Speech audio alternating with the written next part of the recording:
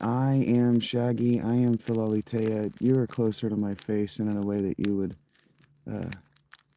prefer. I didn't have you angled than you would probably prefer. But do you want to watch me hand feed a mole Slim Jims?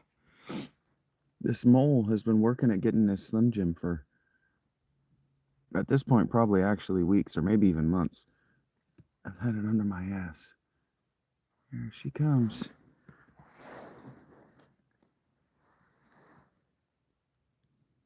Where you at, little girl? I just proof of concept fed her one. She can't damn see. She can't damn see anything. I was playing tug of war with her. She's like, "Give me that fucking Slim Jim." Hey, OPM, what's up, buddy?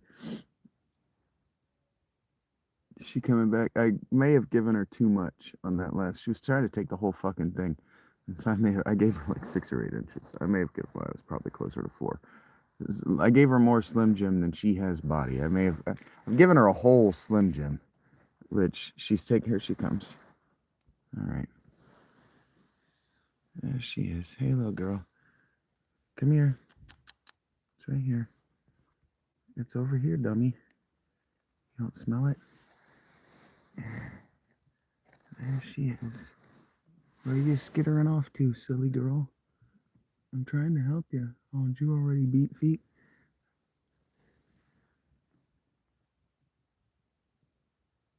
She already got out of there. She went real fast. She must not smell it. Or she can smell that it's in 2 places. Anyway, we're going to try to hand feed this little... Oh, there she is. She's on the inside of the blanket. She's down there. Sweetheart, I've got... There you are. What are you doing, you silly goose? How did you get on that side of the blanket, and how don't I see you? Are you inside? I might have it folded over. That's how. Oh, that explains why you guys like it in here so much. They climb up in this blanket. They must climb up in the fleece of this blanket because I've got it folded over. There she is. Hey, sweetheart, you want to come get this? You want to come get this from me? There it is. There you go.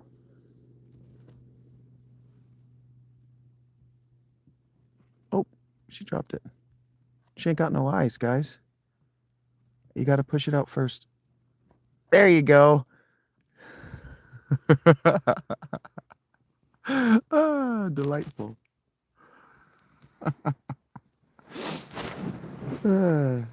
She keeps me awake at night.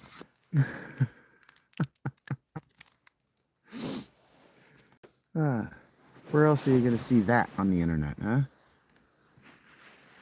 Fucking delightful. Feeding the mole Slim Jims. She wanted them. She's got the whole fucking thing. I hope she didn't sit down there and gorge herself on it. I hope that they're smart enough. Rats, pet rats, fancy rats. I don't know about wild rats. But fancy rats will gorge themselves until their stomachs explode and they die. Yeah, wouldn't it? She doesn't give a fuck about me, man. She fucking sitting here talking to myself to Jim and I getting my thoughts organized. Actually doing cultural research for once, asking her questions that she can actually answer authoritatively. That none of you can. Nobody, no human can. Well, not any one human. Not that that I don't want to crowdsource anyway. Talking to her, and this fucking mole is pushing my feet out of the way, and I'm like, what is your fucking problem? And I look down, and yeah, there's a Slim Jim down there. That fucking dill Slim Jim that I bought this summer. Yeah. It's been sitting there, and she'd been eating at it, little bites here and there. And I look down and she's got several little places that she's tore through it. And I'm like, well, fuck, if you want it, here. And I give it to her. And then she's just taking the whole thing. She wasn't eating it. And there was no eating it and coming back. And no, there was 100% no, I'm going to leave that for the mouse to find. None of that. No, sir. She was taking all of that down into her hole. And you can fuck yourself. for thinking that she might share.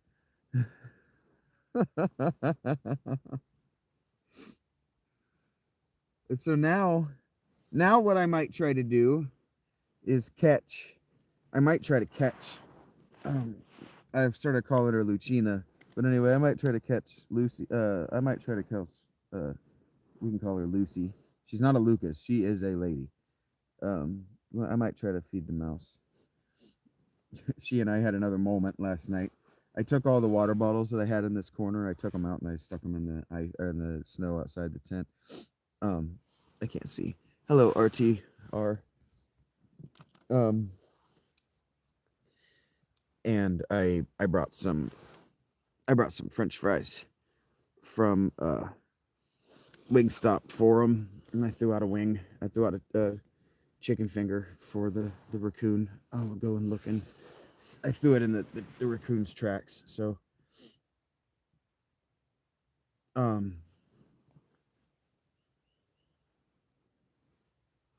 she comes in and I hear her. She eats her French fries. She runs a lap up and down my body, a few of them. Runs laps up and down my body, and then she goes down into her corner, which used to be full of bottles of ice. And she sits down in her corner. She takes a bath, and then it gets real quiet. And then she runs a couple of laps up my body.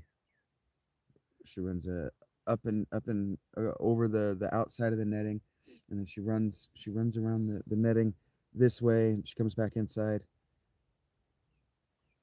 and she climbs up on my head, and she bathes a little bit. She climbs down into that corner that I cleared out for her. Here he comes to get the last of it. Here she comes, the mole. And it gets real quiet, and I'm thinking I might go to sleep.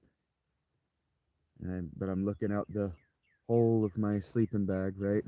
Looking out the hole of my sleeping bag, just waiting.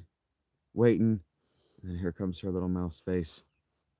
And the thing, and I go, "No, you don't, little lady." And she freaks out, and I don't remember if she came back after that.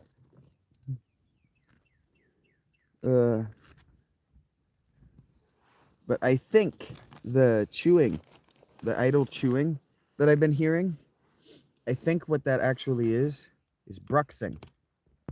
I did not know that wild rodents like mice and rats bruxed like pet rats do. I didn't know that mice brux. So she might be bruxing, which means grinding her teeth together when she's happy. But if she's bathing, and she's definitely bathing, because she'll sit there and scratch at herself. So she's definitely grooming. If she's grooming, she considers this, if not a home away from home, she considers this a place where she's happy, where she's comfortable, and where she's safe. And she considers me a peer. I am comfortable, yes. She considers me a friend.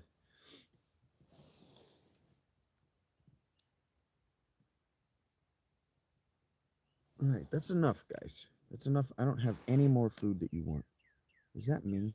I think that's me making that noise, actually. But yeah, I feel good about that. I feel very good about that, actually. It keeps me awake, but it won't keep me awake for long. So long as I can keep her out of let her know that the boundary is inside my sleeping bag. You leave me, you don't climb in here. And I wouldn't even mind. Um, letting her on my body, letting her get inside my jackets or whatever. She could become a pet. I could take her into the next stage of my life. She's not going to live for very much longer. She's got maybe another year.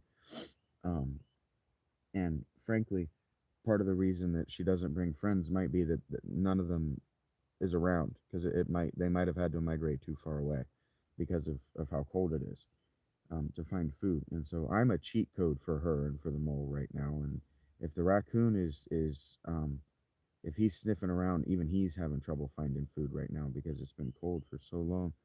Then, hey, Jar. Hi, Abby.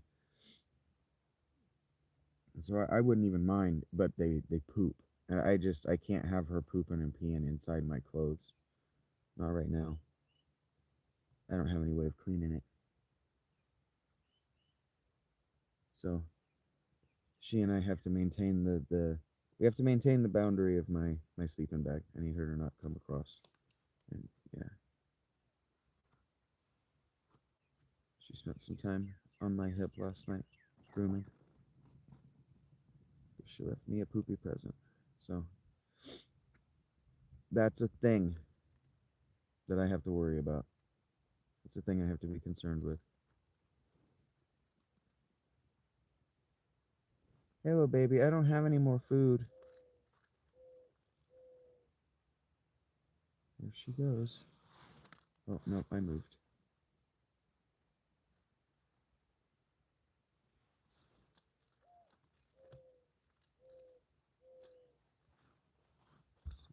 Capture her. I have these boxes because I just haven't thrown them away. I use them to put the treats in for the critters, so they have to look for their food, so it's not just free. Come on. Oh, there she goes. She just went that way. She left. Oh, there she is. Did you see it? See her moving around?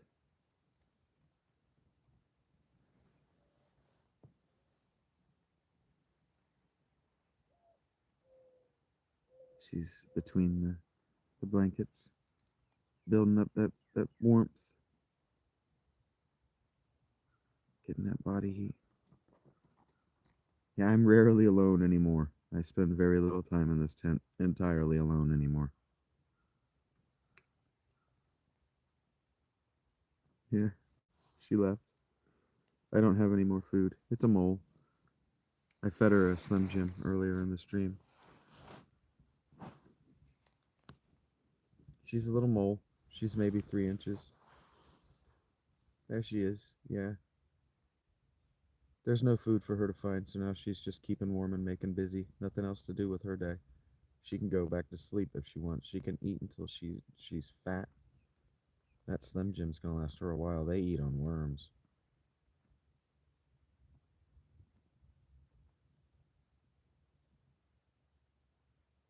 No, I don't keep it as a pet. I just feed it. Yeah, I've been feeding her for months. You're a cute little thing. Do you know that? Do you know that about yourself? Hmm? Do you know that? I'm tickling her belly through the blanket.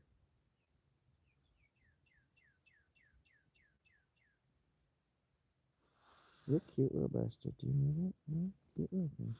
Boop, boop, boop, boop, boop. I'm not unconvinced that she's not actually playing with me right now.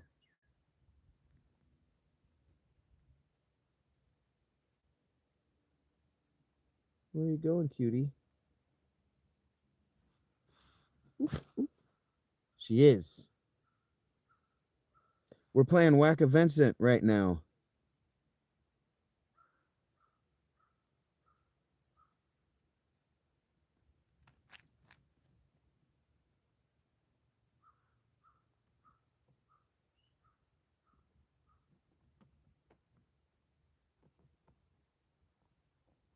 Yeah.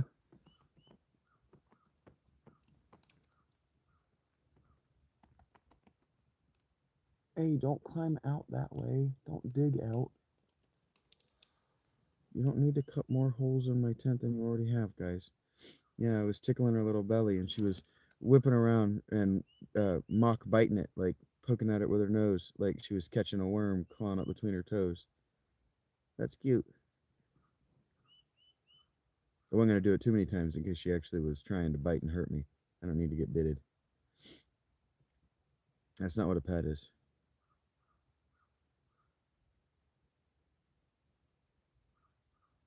I don't know what that is, William.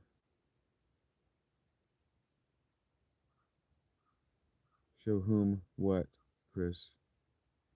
Oh, the mole? She's not in the tent anymore. She's not my pet.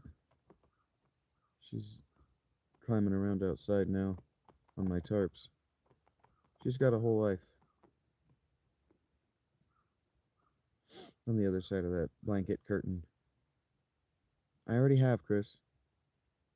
If you're going to make demands of the channel, you're going to want to do it with Cash. Because now I'm disinclined to turn the camera around so you can see what she's doing here. She's bathing.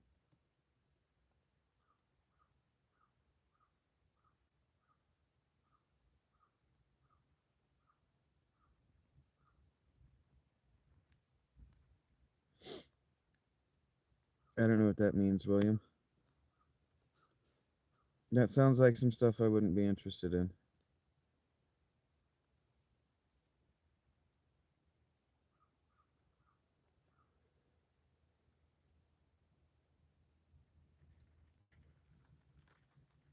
I see. Hip hop.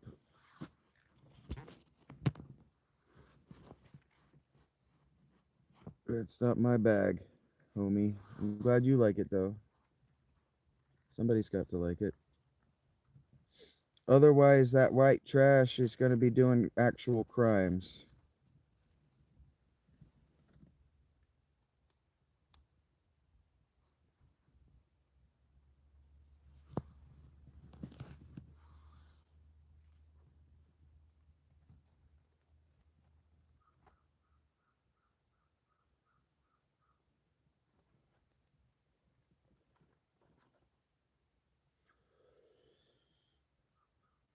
I tell you what, she is busy today and she does not give a fuck about me. I am an inconvenience in her life. She has so many calories, I should almost be worried that they're going to sit down there once it thaws and rot. Actually, it might never. It might never thaw. She might have that for a year.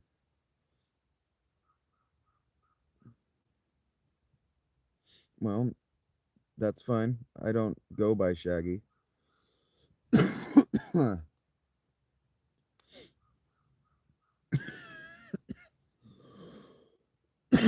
Expand your horizons, William. What's my plan for the Super Bowl? Same as every day. I don't even know. I don't know when the Super Bowl starts, whether it's at 6 or 8.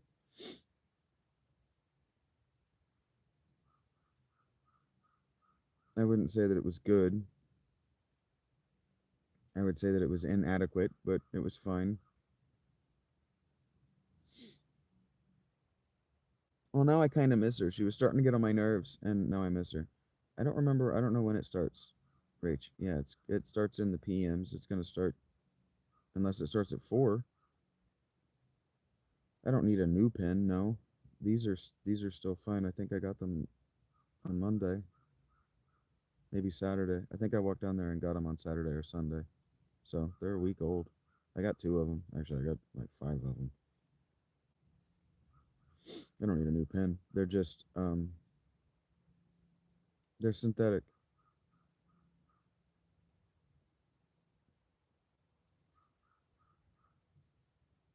No, I don't need to take a big hit. Like I already told somebody, if you're gonna make requests of me, you're gonna want to do it with cash. Otherwise, I'm going to be disinclined to do the thing that you've asked for at all again, even if it's a natural behavior.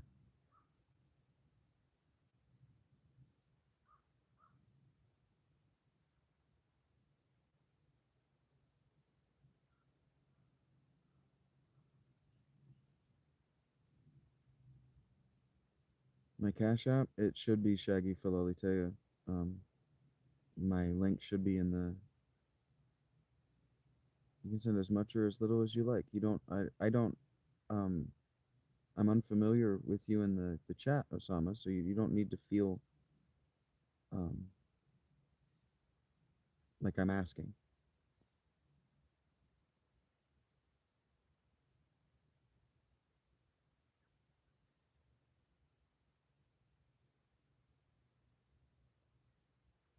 Um,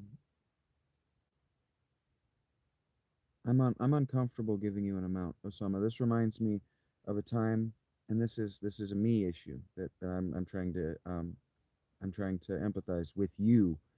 I worked during COVID. I worked as a personal shopper for a grocery store, and this woman's order said some bananas, and so we could text them. And I asked, "How many is some?" And I didn't use those words. But how many is some bananas? I don't know. And she just responds with, "I don't know, a bunch." And I looked at the bunches available to me, and some of them were very large, and some of them were very small. And I thought to myself, I could get a very large bunch when she means a very small bunch, or I could get a very small bunch when she means a very large bunch, or I could get a medium sized bunch, and she's going to be annoyed because one way or the other she didn't want a medium sized bunch. And so I asked, how many is a bunch? I'm uncomfortable just grabbing a random number. Can you just I like ballpark me a number and all whatever? And she called corporate on me. She made a complaint. So that was the wrong thing to do. I don't want more than $1.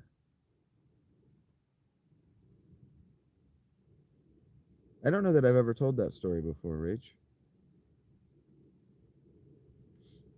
It's a story that I find very confusing because I didn't understand why she was upset. She said that I was being deliberately unhelpful, but I said I am uncomfortable. I just said to her, I'm uncomfortable because you're gonna be mad one way or the other. And she was mad. She said that she was unspecific like that because she wanted to complain.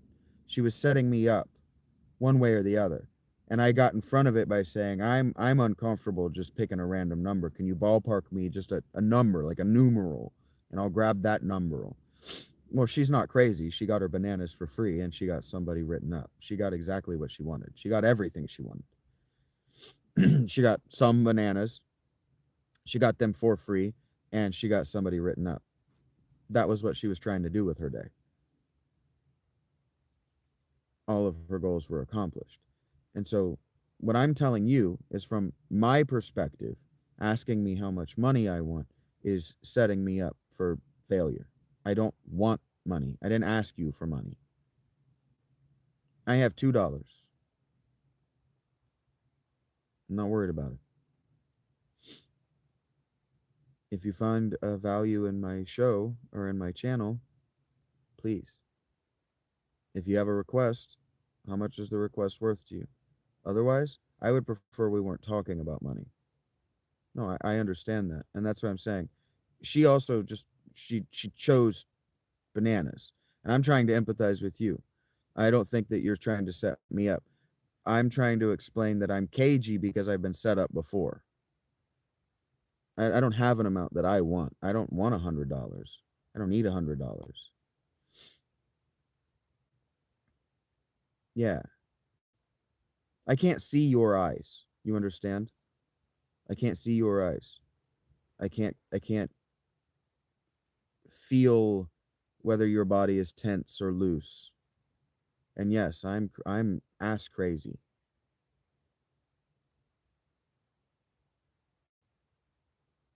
Yes, it's easy to be set up. I mean, if you sent me $300, I'm gonna stretch it out.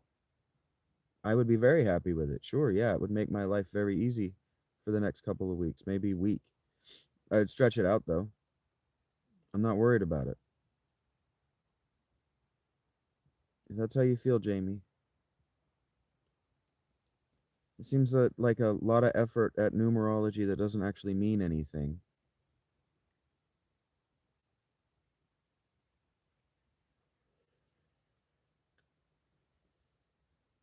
And my understanding is that 6-7 comes from sixes and sevens, which is a craps gambling idiom, which means that it's average. It's averages.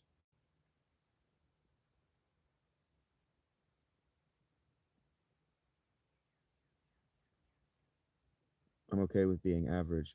Because if you're playing Catan and you're rolling a lot of sixes, you're doing really well. If you're rolling sevens, you're annoying. But if you're rolling a lot of sixes, you're doing really well.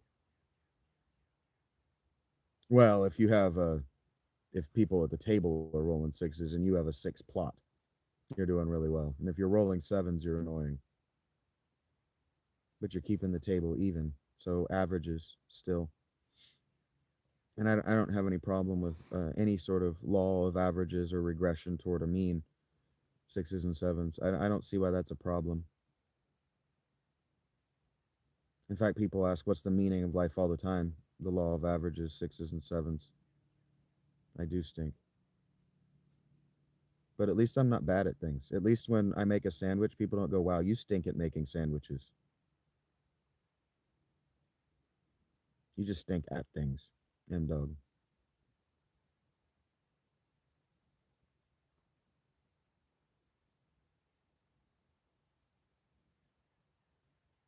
Like you don't even have the forethought to set your keyboard to automatically capitalize the first word of the sentences that you type.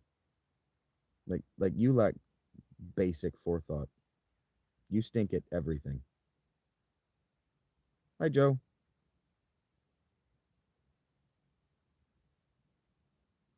You don't bathe out of any sort of forethought. You bathe because your mom hit you so many times.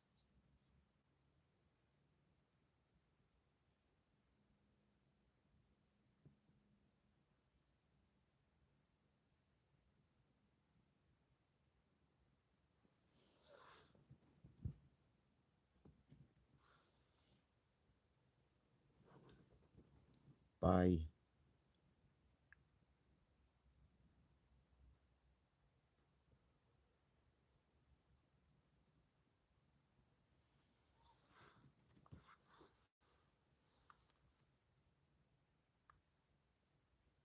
You'll know if/when.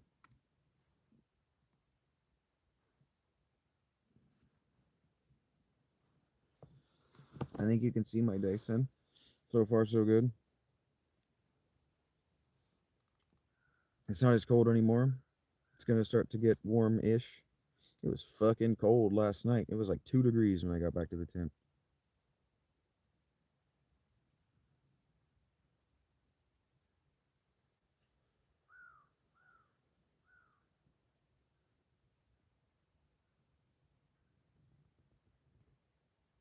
There was a real minute there where I could not find a spot where my feet were not numb.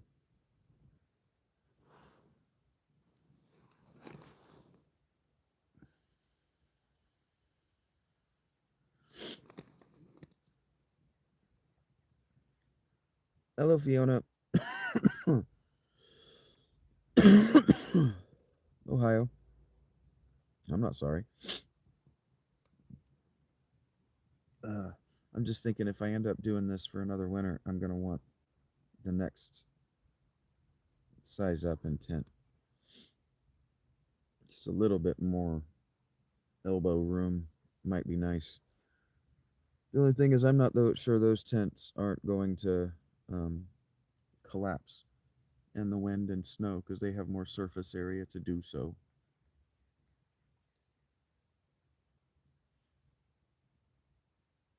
No, that's my second winter.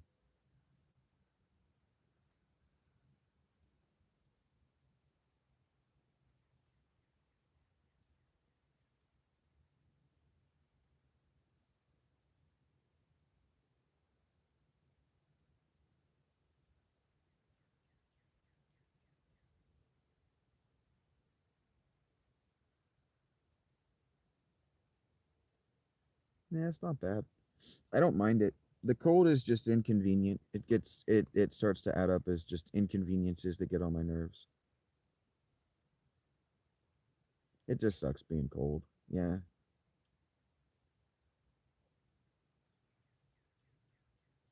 Tarps. Sure. I have 2 tarps on my tent.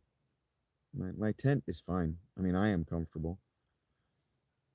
I got the sun shining on me. I'm good. Yeah, it's just cold. I'm not complaining about the cold. And being uncomfortable and not being able to sleep, they suck. I don't have those problems. I'm comfortable. I sleep just fine. It just gets annoying. And minor irritations and not losing my temper or giving up because of minor irritations are why I choose this. So, you know, the parts of it that people identify as the parts that suck are the parts that I lean into and that I enjoy. I do enjoy laying here trying to fall asleep and feeling that my everywhere I put my feet is touching the wall of my tent. I like that. Find the spot where I can fall asleep and I can breathe through my little hole. Bay City and Flint, heard that. Mm, drink water for sure. It's the hardest part.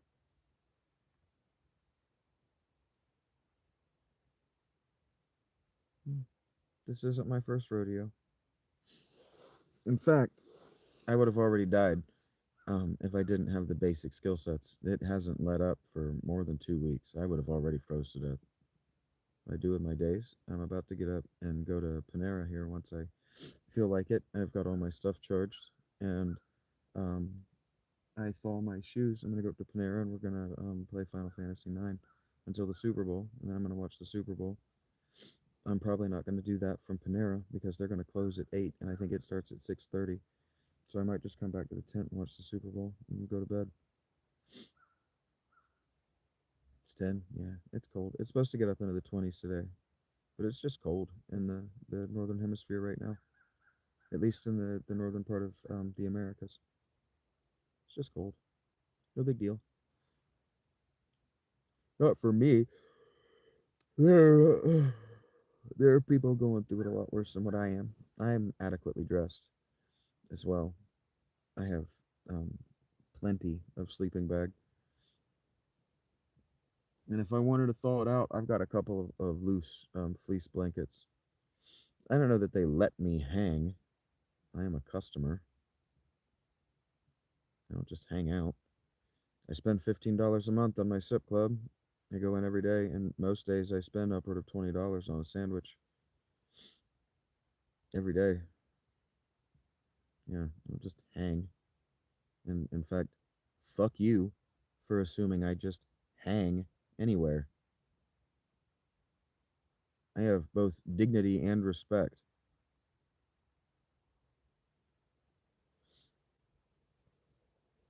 I don't go anywhere without the money first and enough to tip adequately.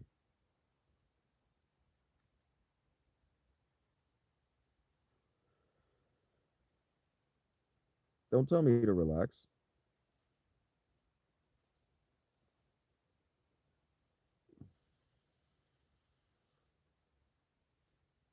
You're the one who clearly needs to relax. You're the one with the shaking hands. Hey, Phil, what up?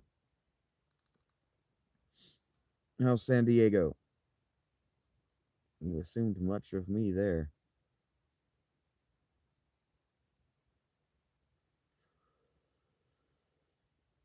I don't have time to watch much, Jordan. I watch as much Rich Eisen as I can watch, as I can stomach before I know I'm not paying any attention. And sometimes I tune in to Pat McAfee, but otherwise I don't have time to watch much of anything.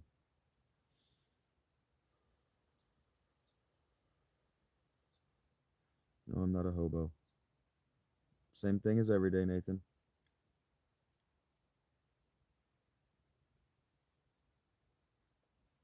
Super Bowl.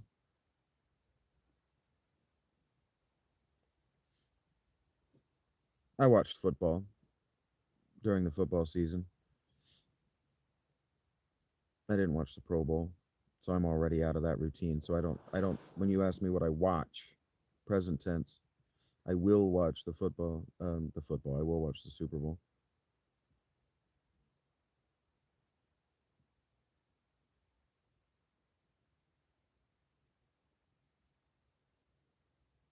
I fought someone. 2018. Hello, Mukeo.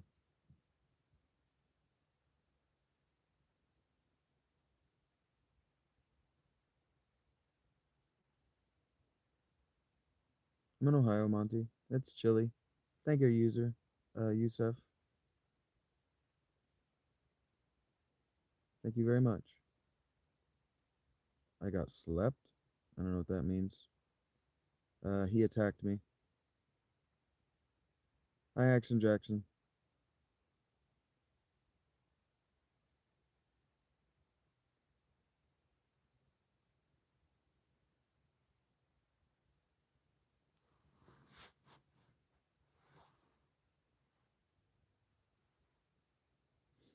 Okay, Cozy.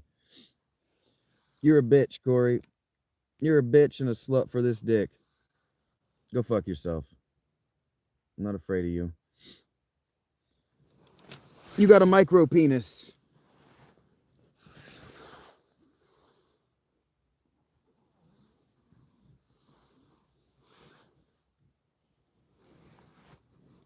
your keyboard suddenly works to talk bullshit violence. But before that, you couldn't spell. Okay. Somebody copy-pasted that from somewhere. He had to go to his Reddit. Oh, where was that cool comeback I saw? Copy-pasta. You said that to me in my face. I'd have popped you one. Okay, granddad. Shut up. Popped me one. That's how my fucking granddad talk. I'm gonna pop you in the mouth. Yeah, I'm gonna pop this dick in yours. Itty bitty teensy weensy short man stuff. Copy pasta from a better fucking channel.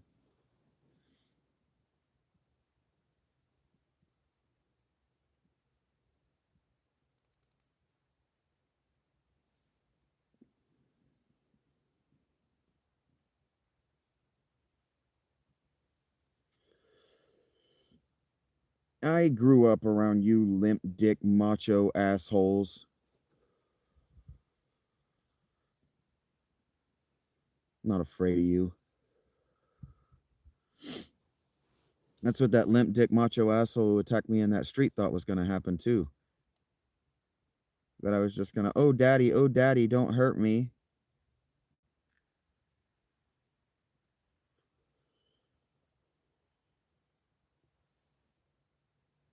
I probably do sound like your dad. I'm probably your dad's age, Brandon.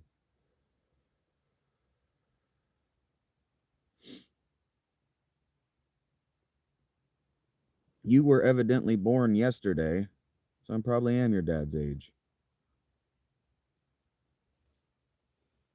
Whatever asshole you fell out of.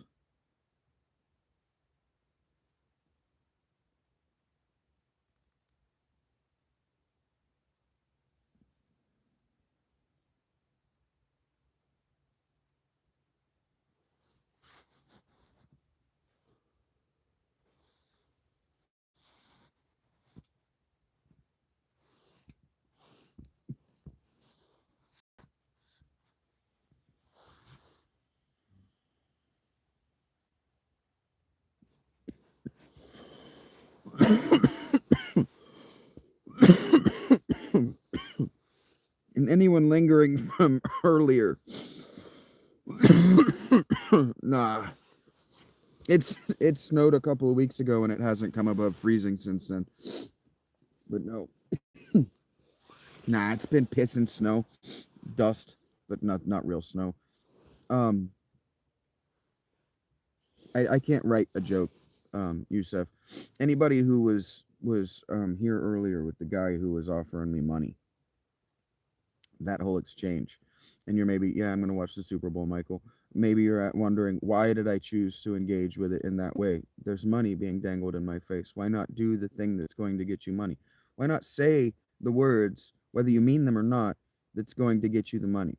There's a 50-50 chance, one way or the other, whether he's scamming you or not, that money is going to show up in your account. Why not do it? Well, dignity is an answer.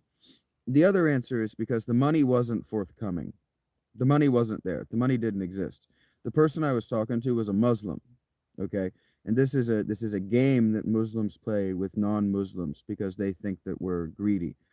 And so what they're trying to do is expose to non-Muslims the inherent greed of non-Muslims. And so I played a mercantile version of the humility game that he was playing.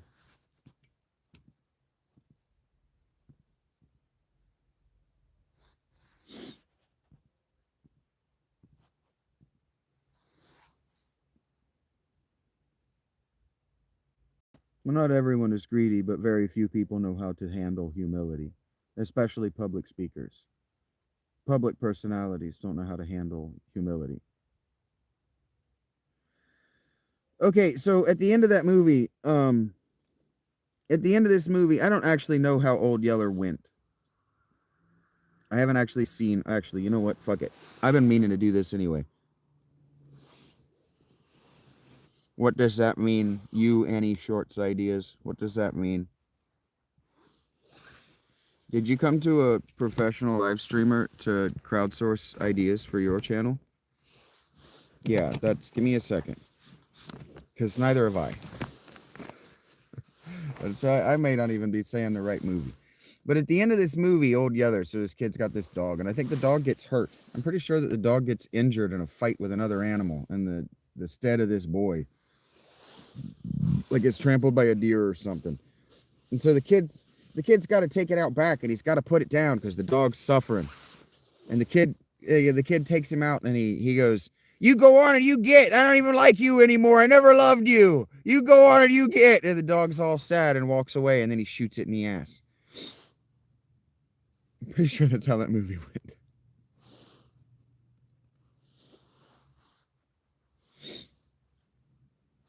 I laugh at tragic things, otherwise I'll fucking cry.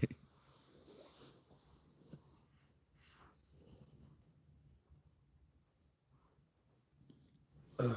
You can tell I had childhood trauma, early childhood trauma. Please have battery. Sharon, don't do this to me.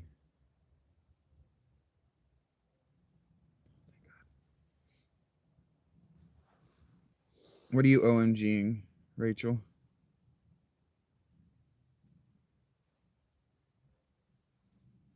I've told you this story before.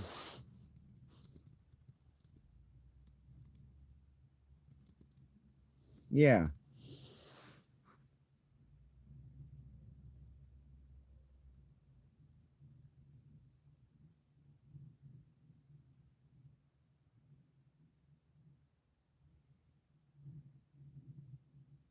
Oh, I don't think he actually shoots the dog in the ass. I don't know if that's what actually happens.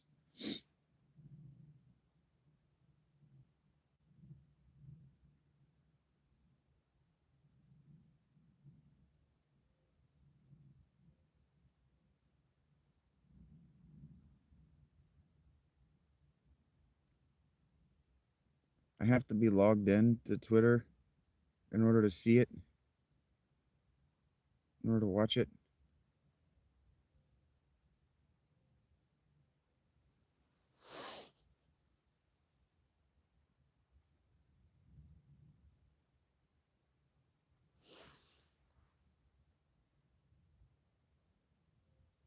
Why I ain't got no sound?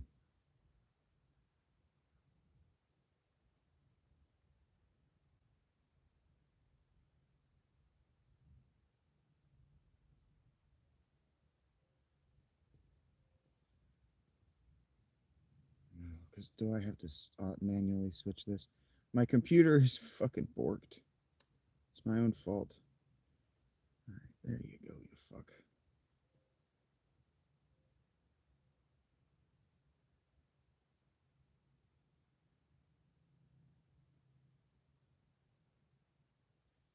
Oh, I might be mixing up. I might be mixing up Airbud and Old Yeller.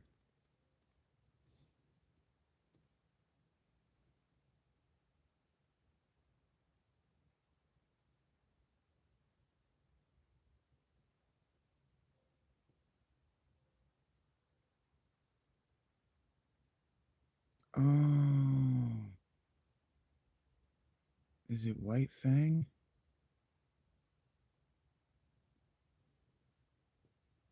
Yeah, I think I'm mixing up two movies in my references. So let's see if I can correct this. Go yeah, yeah, it's White Fang that has the go on and get. What the hell?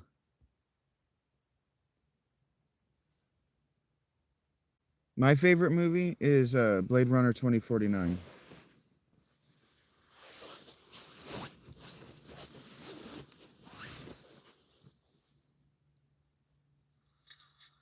Hey, doggy.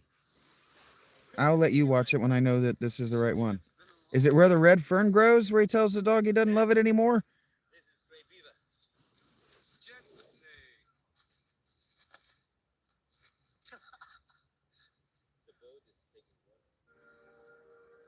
Ah, pretty 80s boy. That might be Kevin Bacon. Shit.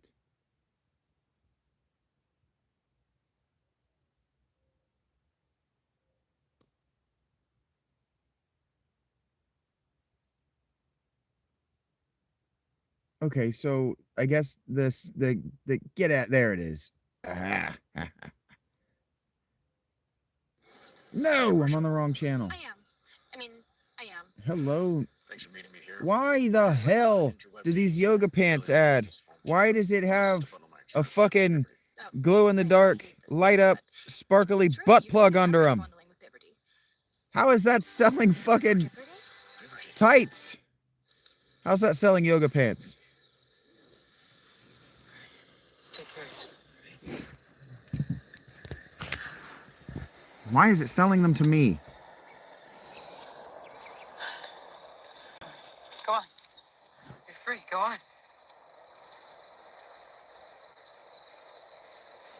Go on. Get out of here. Listen to me. Go, go, go, go. Go on. Go. Listen to me. Go. That's Ethan Hawke. Get out of here. Go. Go on. Get out of here.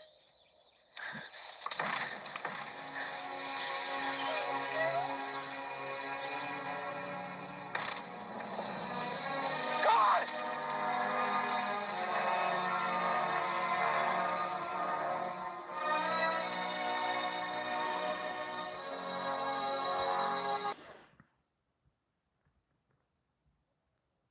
Oh, I just remembered reading that book as a kid. That's why I have the two conflated. I never watched Old Yeller. The kid has to shoot Old Yeller at the end. But I read that book. I never seen that movie. That's his best friend. And he's a wolf. And he rescued him from guys who were going to beat him to death with a stick.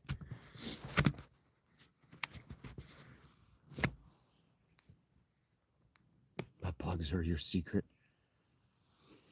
Blade Runner 2049 is one of the very best movies ever crafted. It's incredible.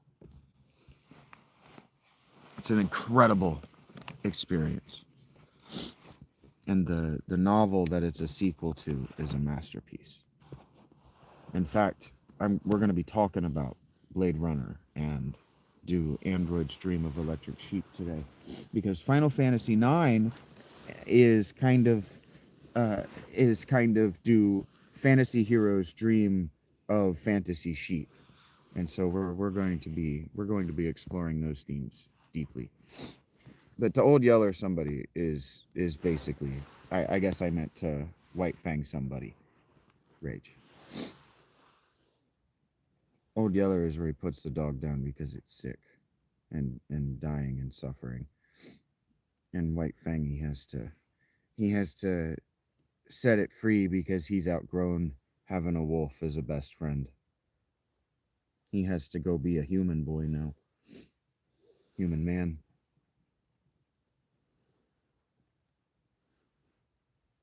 That's adorable, Mute. I cry at the drop of a hat.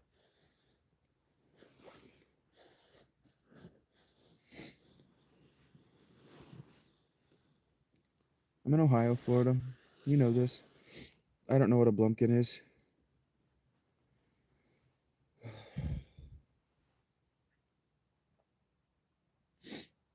I cry a lot anymore.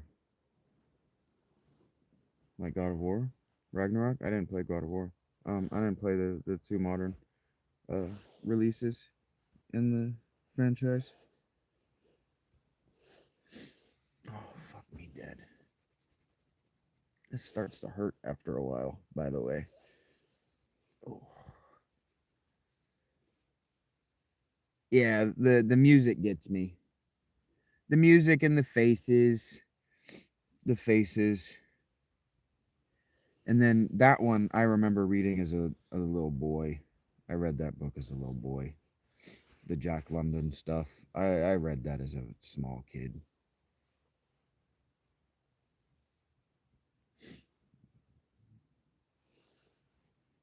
I think that's his name, Jack London.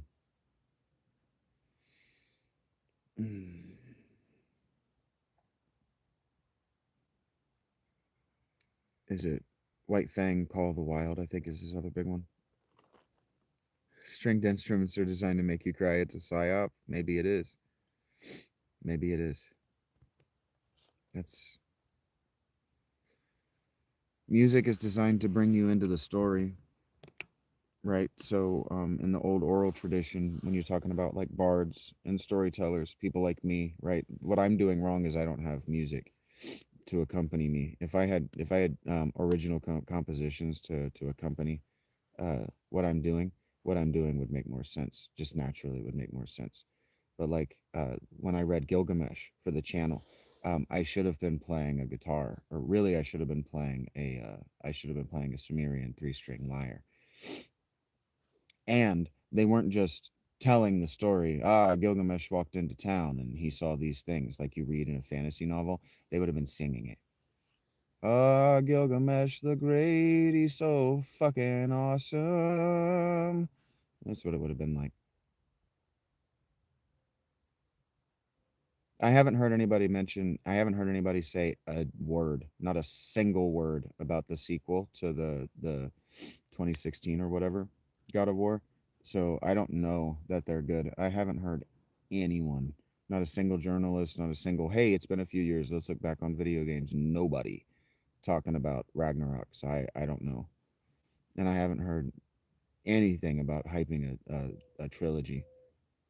I'm not saying that you're wrong. I'm saying I don't know. I don't know anything.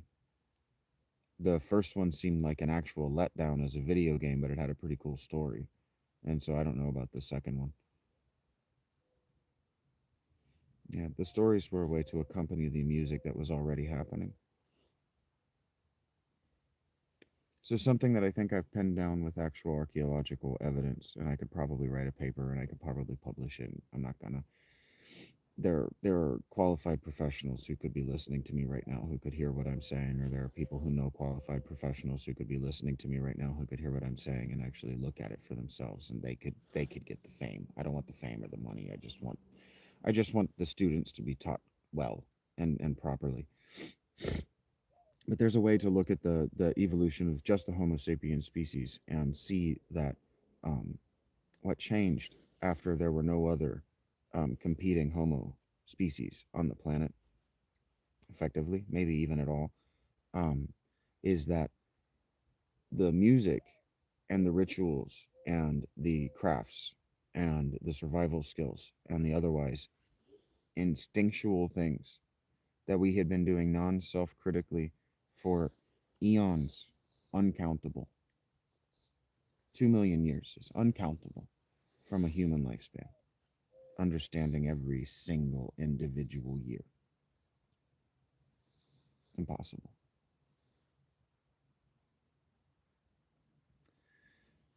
And around 11,000 BC, we started telling stories with them,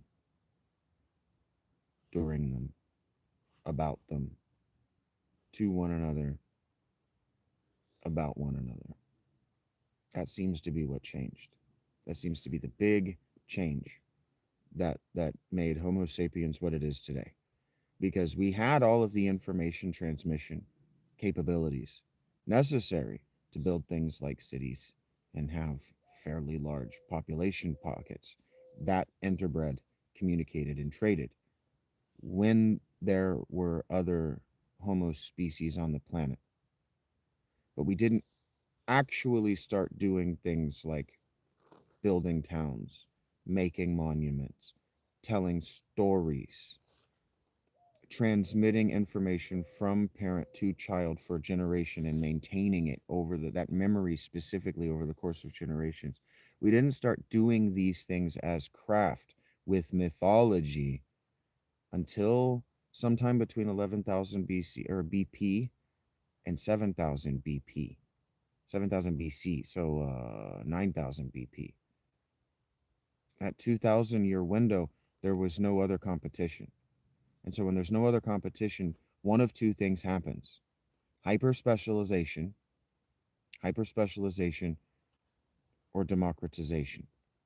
Democratization happened between 9,000 BC and 5,000 BC, and then hyper specialization happened in a lot of fields between 5,000 BC and the collapse in 1200 BC. Fiddly on the dates. Fiddly on the dates. But if it's a warble, if it's a wavelength, if it's something that broke with an impact and there's a seismic ripple, that means that before the democratization period, there was probably a long hyper specialization period that led to figuring out, oh, if we tell this stuff as stories, we can get kids to learn the safety precautions earlier and actually take them and more children survive. But that might have only happened once the world thawed and there was no competition for the ecological niches that were occupied by other Homo species. And so once you go into places that were occupied by humans, you can see what they were doing with these places. You can see what you can eat with the tools that you have now and the memories that you have from the genetic hybridization over thousands of years. I don't watch shows. Fiona Bunny, I haven't watched a TV show in so fucking long. The last TV show I watched was Warrior Nun on Netflix.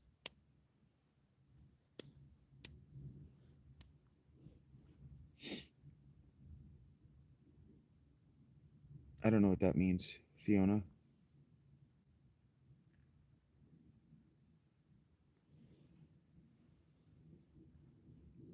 I'm not a soldier, no.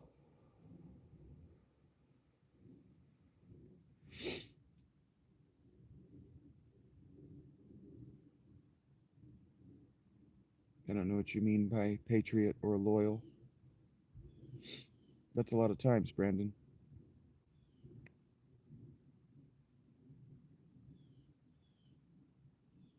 I enjoyed the first season of Warrior Nun. I thought it was clever.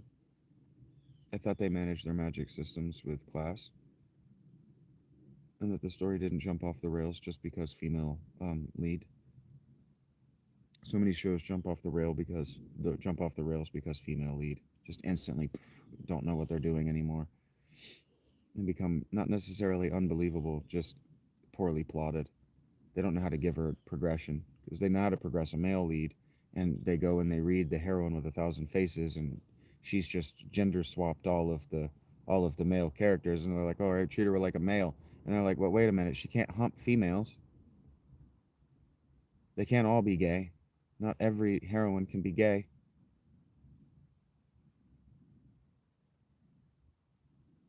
I'm not going to go back over this, Michael. I already did that. The best show to me, Arrested Development, was the best TV show ever crafted, probably. I haven't seen enough TV to really have an informed opinion. No, I'm not Wi-Fi. I have $2.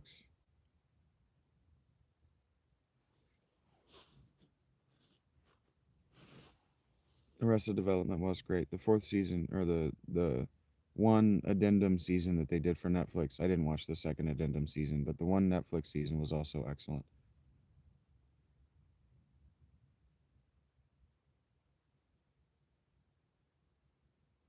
What do you mean, Fiona? Okay, I understand. You say I'm the only one who talks. Okay, I can understand that. I'm talking directly to the audience. You mean the other ones, like other live YouTubers, live TikTokers?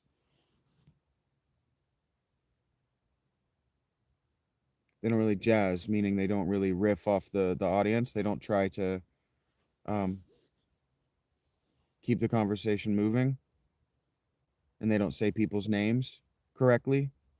And I try to address everyone. Is that what you're saying to me? You feeling a connection, Aurora? Okay, Rachie. Thank you for food. W's in chat for Rach. She made lunch today possible. Yeah, kind of, Fiona. Yeah, that's kind of where we're at. I'm engaging you with the skill sets that a therapist is taught to use. That's correct. With the sensitivity and the validation. It is crazy that the dad was the star of Breaking Bad. It's crazy that Breaking Bad continued, that it didn't get canned after 2 seasons. When they showed up with the pilot script for season 3 and he didn't have cancer anymore, it should have been canned. For sure, okay. This is an easy way to generate a secondary revenue stream. This is my secondary revenue stream. It's an easy way to do it, and I don't do anything the easy way. Thank you, Rachie. They miss frequently? Yeah. I wish I had more to offer as far as like original music or something that I was doing with my hands. That's why I live stream. But from the tent, this isn't monetized, by the way.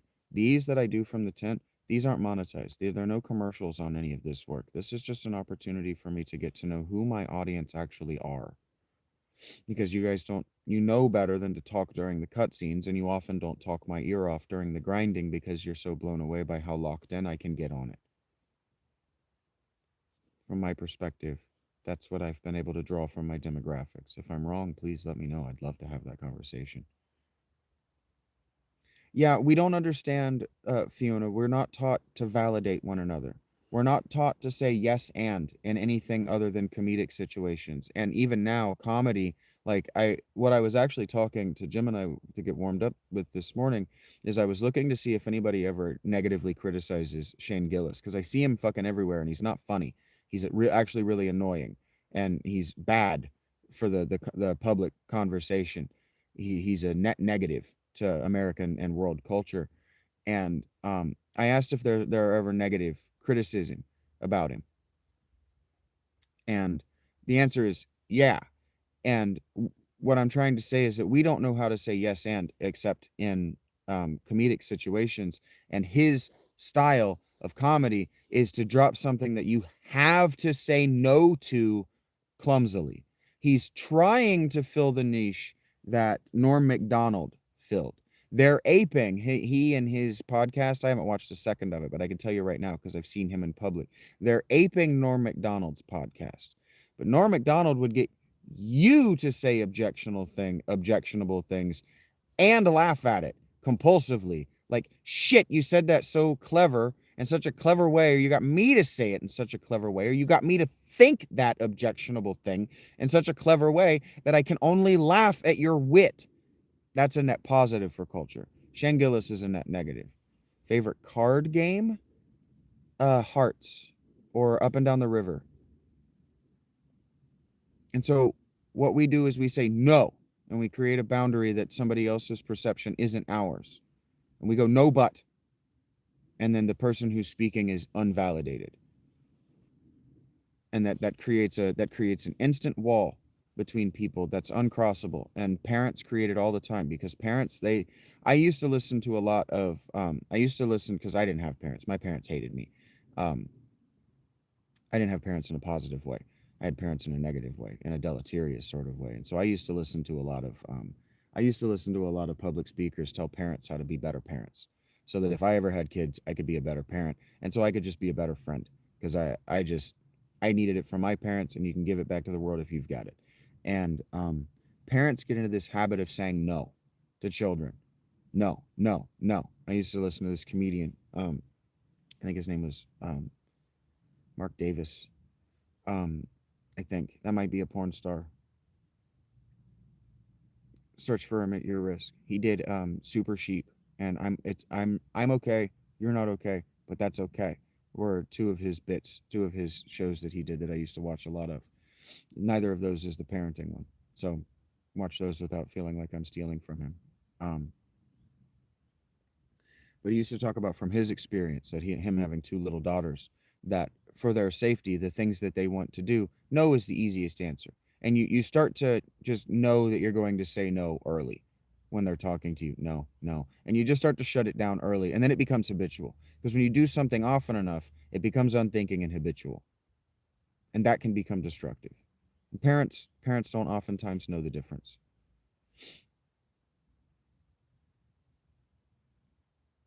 I'm making through it one day at a time, Christopher. I prepared for it this summer. Grasshopper versus the ant, right? Yeah, for sure. And poverty and suffering are generational. We absolutely inherit the sins of our parents, whether we want them or not. And so we are genetically and pattern recognitionally inclined to make the mistakes of our parents. Why? Because our parents survived to make offspring, making their mistakes, so we can make their mistakes and compound them with our own, and survive to make offspring. Because you only need to make it to 13. And so if you graduate from being 13 with the mindset that, well, I learned everything that I needed to make it to be able to do offspring, I'm off to adulthood, you become Shane Gillis or a stripper, or you live off someone else's couch. You just take the easy route. And see, the thing is that the path of least resistance is the biological response. The mole this morning, Molly, she took that from me because it was the path of least resistance. What, she going to wait until I just get tired of trying to give it to her?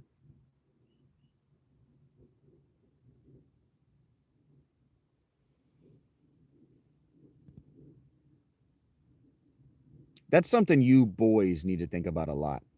There is a woman in your life right now trying to give you either love, affection, or just pussy.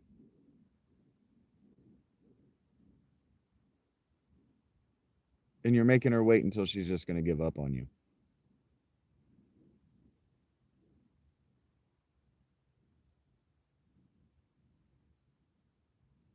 Sure. I wouldn't say that we can forge ourselves, but we can certainly craft ourselves into something different, something better, something more than.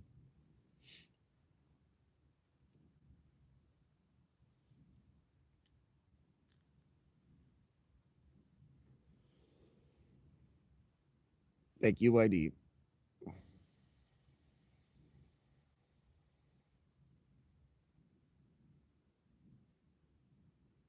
Right. Right, Christopher. That's what I'm talking about. Those things that we inherit through language, that we inherit through stories, those could be better. For example, what I should be doing right now. Mm,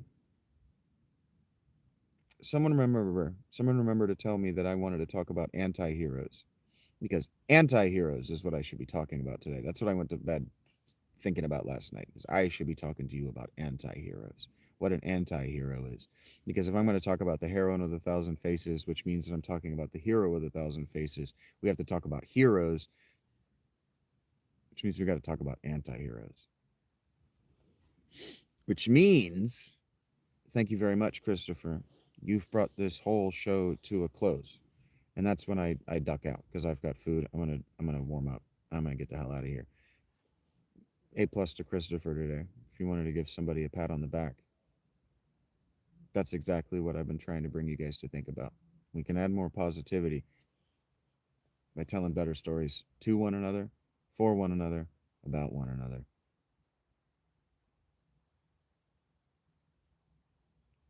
For sure.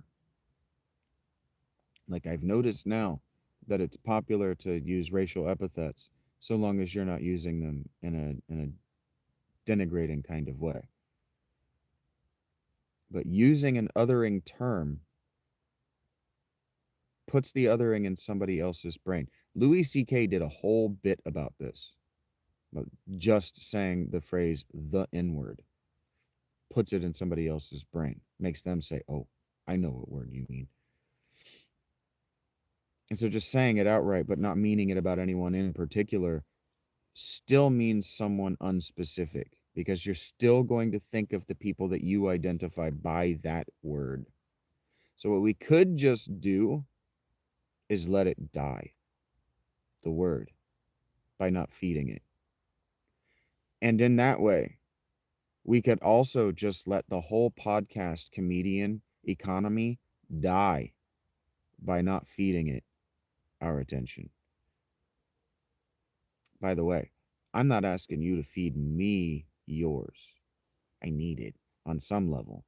But normalizing language and behavior, I know I'm jabbing this finger at you, but I'm jabbing the nudity of this fingertip at you, is what I'm actually doing. I'm bringing you to notice the nudity of that statement. Normalizing language and behavior.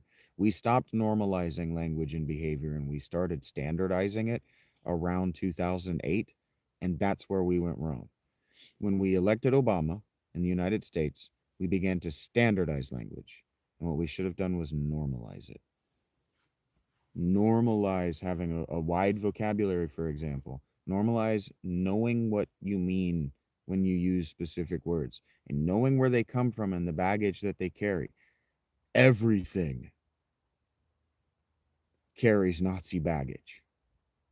Everything. So know the Nazi baggage, not just that you don't hate Jews. Because you may not understand that some of the things that you think about how to run a factory are actually Nazi baggage. Some of the things that you think about the proper way to engage in the workplace are actually Nazi baggage. And I actually don't mean your manager, your boss. I actually mean the malignant compliance of doing a bad job or just enough of a job to get by. That's National Socialism in Germany. Differentiate yourself by knowing the baggage. That's what I would recommend. Normalize checking our baggage at the door. Yeah, a lot of our medicine, a lot of our psychology, a lot of what we know about why people have wacky religious ideas comes from studies that the Nazis and the Japanese did. And those studies were not kind. Yeah, human history is dark. We know things that we know because we looked into a darkness that looked back and it looked like us. And that's what we're going to do. We got to stop, Chris. I love this. I could do this with you guys for hours, but I have to pee so bad it's starting to hurt. I'm hungry. I made my meal today. Let's break this. Let me eat. Let's go play some Final Fantasy 9 because Final Fantasy 9 is about this. And I would rather establish a meta language than get increasingly specific in what we're talking about because this is great. This is very great. I have to go. And the Midwest in me is going to sit here and do this all day. Thank you guys. Thank you. Have a great day. If you can find it in your heart, find me on find my links to my Patreon or the Discord. You can talk to the people who like to talk to the people who like to hang out here on the Discord. And for $50 a month on the Patreon, you can talk my ear off as much as you want. I may or may not respond, but I'll read all of it. Love you guys. Be well.